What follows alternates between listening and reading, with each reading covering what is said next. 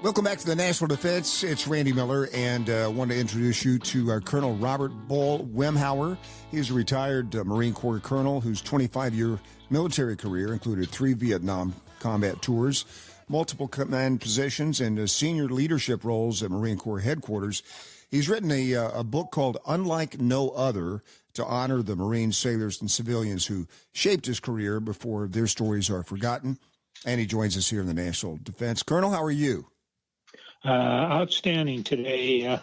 Great. Thank you. Yeah, great to talk to you. And this book seems to be a lot different than some other military books that we've read and heard about. I think part of it is how you ended up where you ended up. You talk about in Unlike No Other, the memoir of the unlikely yet successful career of a U.S. Marine Corps aviator. And why unlikely? Well, I'll tell you, the story goes back to my birth, and my mother was employed at the University of Illinois at Navy Pier in 1943.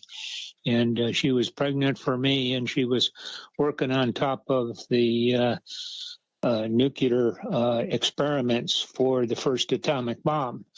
So she had a rather tough pregnancy, and when I was born in October, I had some physical deformities, and they likened them back to the radiation exposure. But I had a 6th finger on my left thumb and scoliosis of the back and a nose that was pushed in, and I had eye problems, and basically was a small baby to start with.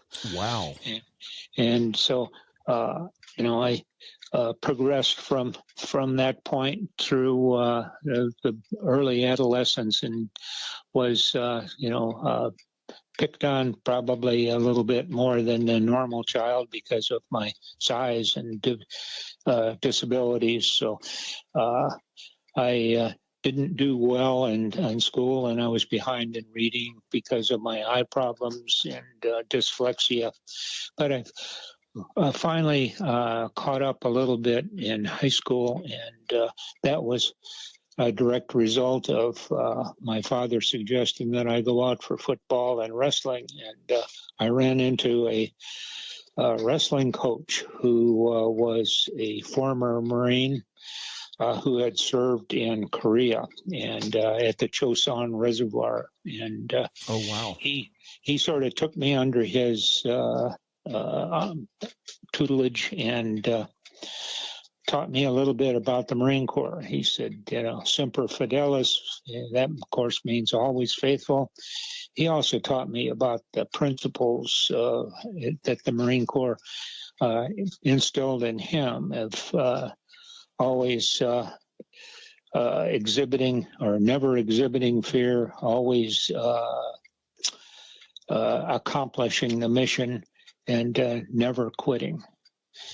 He also, along with my parents, instilled the principles of never quitting, never exhibiting fear, and internalizing the concept of love of God, family, and country.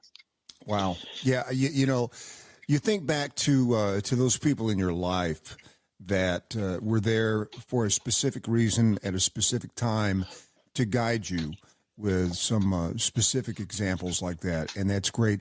And I love the fact that you wrote this book in large part to honor them and honor those people that kind of shaped you. We're talking to our Colonel Bull Wemheuer. I want to find out about the bull part too.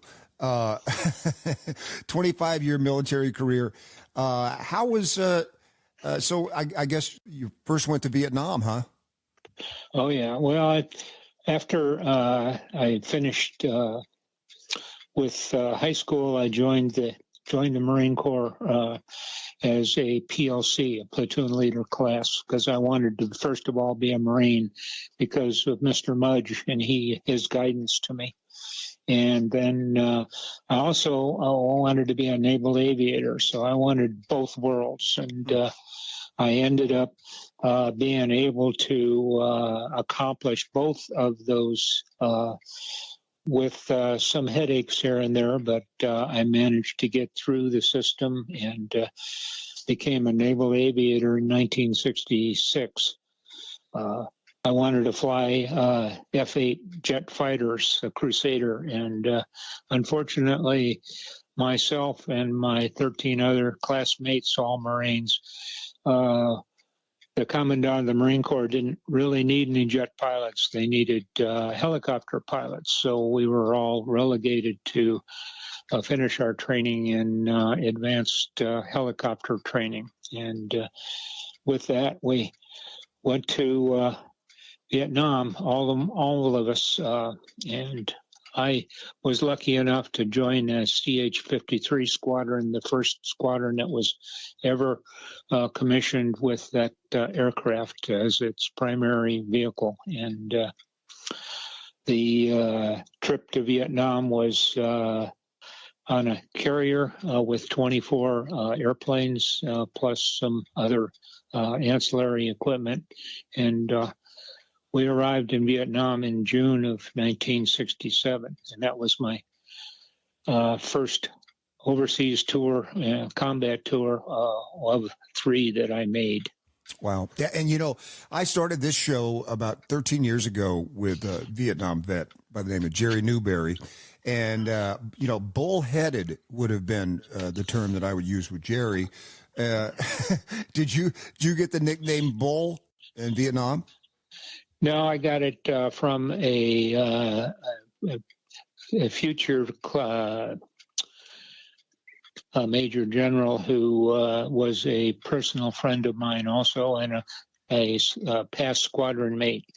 And I had done a lot of weightlifting to catch up, so I was fairly robust in my physique, and I could bench press quite a bit and do some squats and that type of stuff. And he had given me that name. He said, I'm going to call you Bull because you got muscles in your poop. That's great. We're talking to Colonel Robert Wemheuer here on the National Defense. His book, Unlike No Other, is out and available. And you've been through so many different areas in your military career that you actually had to do 2 parts of this book. There's book 1 through your company grade years, and then book 2 picks up as you rise to the rank of full colonel. And throughout your 25-year career, it must have been, I mean, that's like a dream military career, right? That's where everybody kind of hopes their career will go if they determine they want to stay in the military. But, you know, to get to the rank of colonel and have, I would imagine everybody that served under you, just your story of getting there served as an inspiration. Somewhat, but you know, the people that supported me, both the Marines and the sailors and the civilians, were really the ones that made my career for me. They and their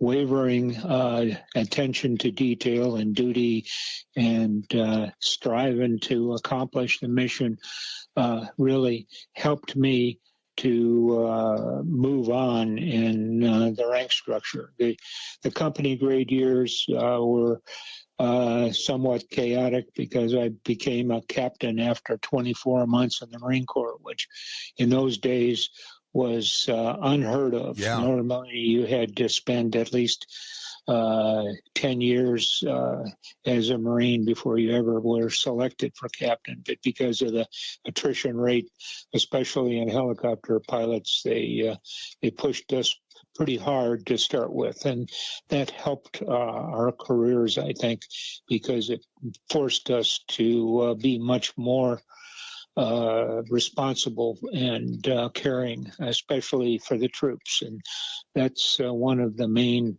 reasons that I think I succeeded was the desire to make sure that my Marines were always taken care of, and they came first long before me. Wow. You talk about, Colonel, in the book, Unlike No Other, keeping your head when it counts. Give us an example of one time that you had to do that. Oh, I think back in 1971, we had been hauling howitzers into Laos to support operation that the Vietnamese had undertaken into Laos to cut the Ho Chi Minh Trail, and the Army was responsible, along with the Marine Corps, to provide helicopter support for that. No ground troops, but helicopters only. And one of those missions was to carry howitzers from one fire support base to another.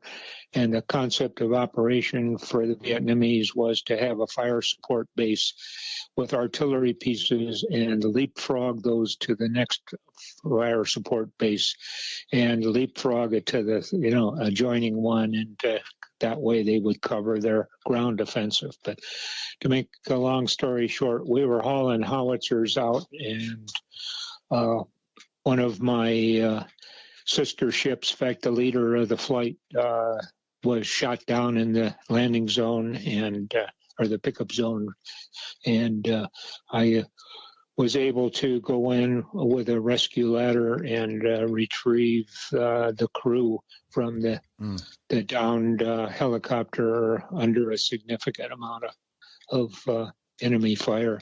Not only small arms, but mortars and 50 caliber, and later on the NVA brought in 23 millimeter anti-aircraft and 37 millimeter